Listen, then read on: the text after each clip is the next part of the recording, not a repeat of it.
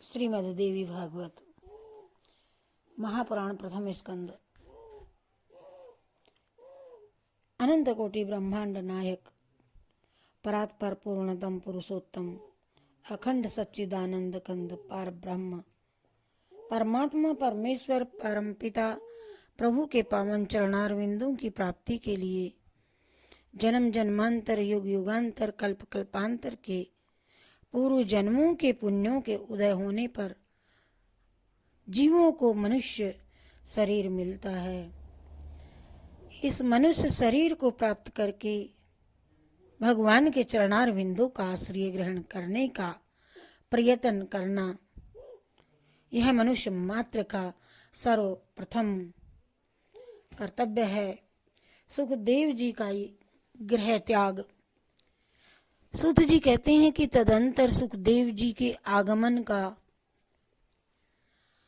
समाचार पाकर राजा जनक अपने मंत्रियों सहित गुरु पुत्र को आगे करके उनके पास गए। राजा जनक ने पूछा, महाभाग, आप बड़े निष्प्रह महात्मा हैं, मुनिवर किस काम से आपका यहाँ पधारना हुआ, आप बताने की कृपा कीजिए। सुखदेव जी बोले, महाराज, पिता व्यास जी ने मुझसे कहा कि तुम विवाह कर लो, क्योंकि सभी आश्रमों में उत्तम गृहस्थ आश्रम ही है। परंतु उनकी आज्ञा का बंधन कारक मान करके मैंने उसे स्वीकार नहीं किया। मैं संसार के बंधन से मुक्त होना चाहता हूँ, मुझे क्या करना चाहिए ये बताने की कृपा करें। तो जनक जी ने कहा, सुनिए, मोक्ष मार्ग का अनुसरण करने वाले ब्राह्मण को चाहिए कि पहले उसका यज्ञोपवीत संस्कार हो, तब विद्या पढ़ने के लिए वह गुरु के यहाँ निवास करे, उसका समावर्तन हो, तब वह विवाह करके गृहस्थी आश्रय में बन सके। गृहस्थ में ही आश्रमी बन जाए, मन पर अधिकार रखे, पुत्र और पौत्र हो जाने पर वानप्रस्थ हो जाए, तपस्या करके काम क्रोध आदि 6 रीतियों पर विजय प्राप्त करे, न्यायपूर्वक संपूर्ण अग्नियों का अपने में ही आवाहन करके चौथे आश्रम में पैर रखे। विरक्त पुरुष ही सन्यासी होने का अधिकारी है। यदि वैराग्य नहीं हुआ तो कभी भी सन्यास लेना अनुचित है। श्री सुखदेव जी ने पूछा, बुद्धि में वैराग्य और प्रत्यक्ष ज्ञान एवं परोक्ष ज्ञान का उदय हो जाने पर गृहस्थ आदि आश्रमों में रहना आवश्यक है या वन में, बताओ। तो जनक जी ने कहा, मानद, बलवती इंद्रियों पर अधिकार प्राप्त करना बड़ा कठिन काम है। यदि संन्यास लेने पर भी काम वासना जग उठे तो फिर वह पुरुष सुंदर पदार्थ खाने, कोमल सैया पर सोने, इंद्रिय सुख भोगने तथा पुत्र पाने की इच्छा को कैसे शांत कर सकते हैं। अतः इनका वेग शांत करने के लिए क्रमशः त्यागी बनना चाहिए। सन्यासी हो जाने पर भ्रष्ट हो जाए तो फिर उसके लिए कोई भी मार्ग सहज नहीं है।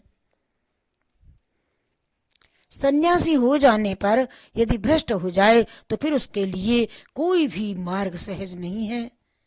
सूत जी कहते हैं, जनक जी का उपयुक्त कथन सुनकर सुखदेव जी का मन मुग्ध हो गया और उनकी शंकाएं नष्ट हो गई। उसी क्षण जनक जी से आज्ञा लेकर के वे व्यास आश्रम को चल पड़े। पुत्र को आते हुए देख करके व्यास जी ने मुख के सुख की सीमा न रही। अब पिता के आश्रम में रहना उन्हें अभिष्ट हो गया। पितरों की एक सौभाग्यवती कन्या थी।